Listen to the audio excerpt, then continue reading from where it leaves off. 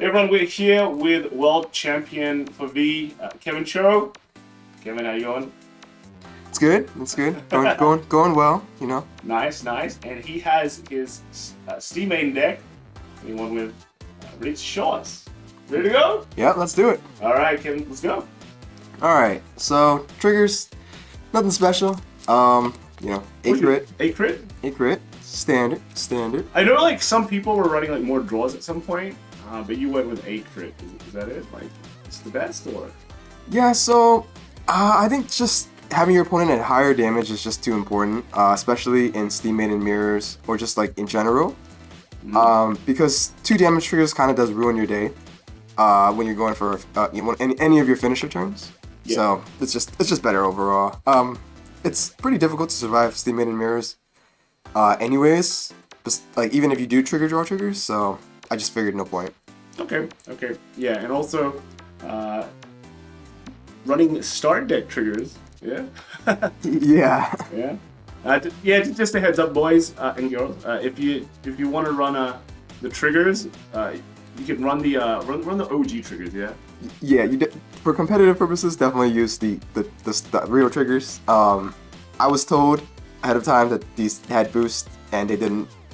So it's up to the head judge to decide. But if you want to be super safe, then use the OG triggers.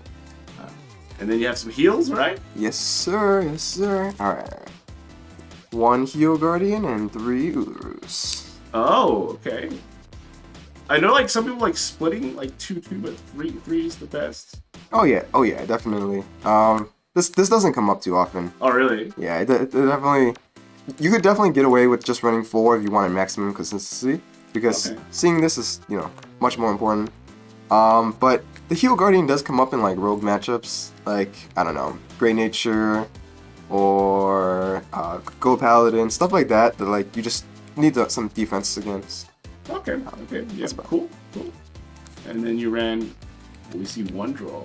No, 4 draws. 4 draw. Okay, that's pretty straightforward. Pretty standard.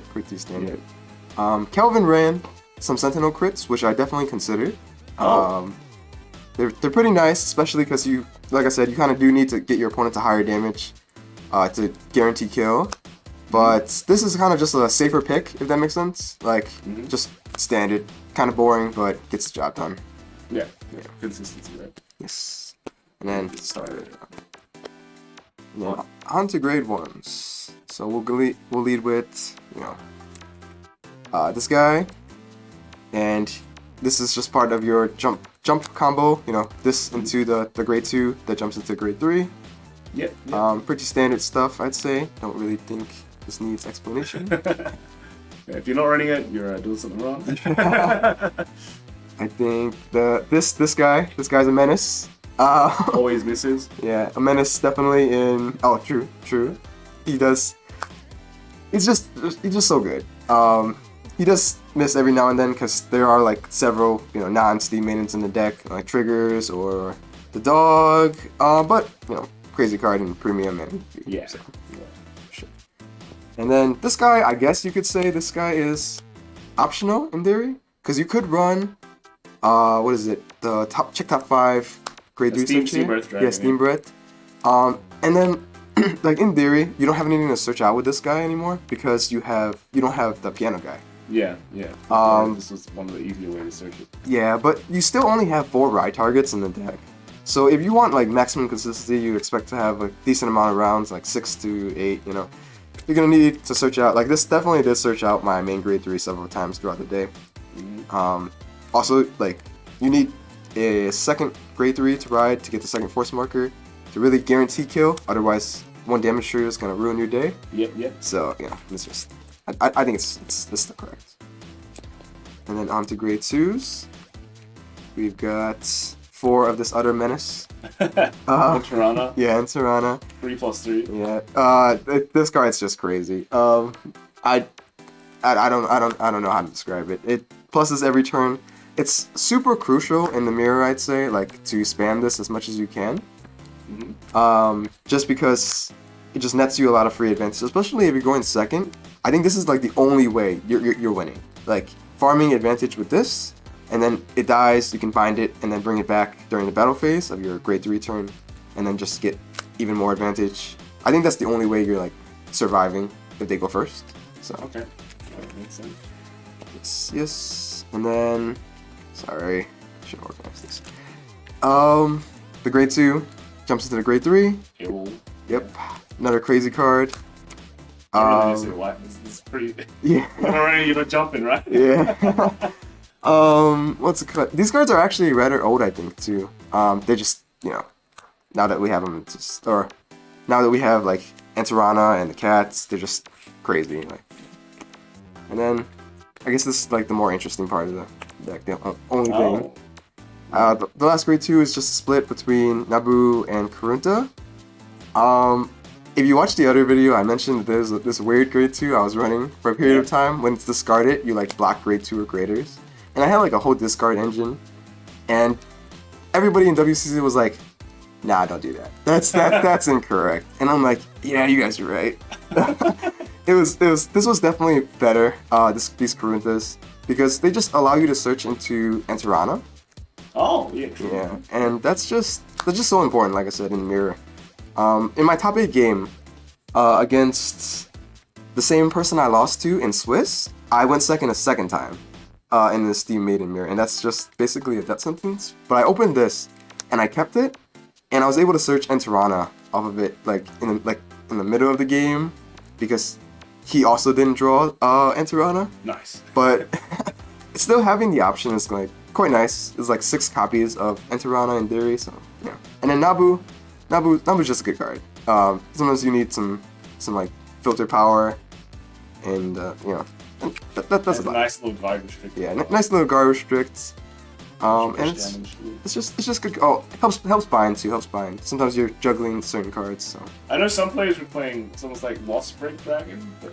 Lost Break. Oh yeah, definitely. I ran Lost Break in my regional deck for this, for the extra consistency getting up. However, that's a good point. Thank you. This is actually really good into Chaos Breaker, which is in theory a rough matchup because this helps you empty your board without using Counter Blast. Okay. And that's just really crucial because Chaos really can fill up your back row specifically from top deck, and otherwise they're just locking the guys you already have. So if you don't have any guys, they're just not locking. Easy. Yeah. So I think it's a pretty correct to run at least a few Nabus. For grade 3s, before we get to the main grade 3, this is just to re-innovate. I ran 1 in regionals, bumped it up to 2. 1 was definitely incorrect. Gets you out of the bricks for sure, because sometimes you just don't bind too much sometimes. Yeah. And you just need the extra bind power, and especially since I run the dog, and so I can get into this guy whenever I need it, and it's just really important. He does call triggers every now and then, which is especially why you're supposed to run the trial deck ones. Don't be like me. And then your main grade 3. Another pretty nuts card, not gonna lie. Counter charges. Yeah, counter charges off your Uluru. Just helps you juggle, like going second. You can like turn this into Antarana from the bind zone, and then use that to like pick up a few more cards. I think that's pretty important, to be honest. Just like filtering through cards, trying to build hands to survive the turns. Just trap. Yeah, just crazy card. But yeah, it enables your 7 attacks. It's just it's like it was a good card already before Antarana came out, but after you get that extra, it's a bit bad. It's just Antarana gives you the early game aggro and the advantage. It's just crazy. You already had like really good finisher power. Yeah. And then the last thing, I guess, for Uluru, pretty standard, I'd say. Was down to 3 at one point because sometimes you just don't need the defense. But I think a lot of people actually ran 3. Yeah. But Yeah. 4 seems to be a consensus that some of us. Yeah. I mean, it's just the safer pick. You can definitely run 3 if you're if you're more open to a bit more risk. Want to play risky. Yeah, a bit more risky. You can take in some other stuff. But if you're just, I'm pretty bland. I like a straight. It works. Sure. It works, Sure. It works. Yeah, just crazy card. Like, sometimes I have like 2 of these going second, and if I farmed well enough, I can actually survive their second turn at grade 3. So it's just kind of it's the best. Yeah. And So that's it. yeah, that's I guess knowing that you're now the champion, you get the deck performed pretty well the whole day, right? Yeah, I'd say so. I'd say it performed perfectly. I don't think there's anything I would change.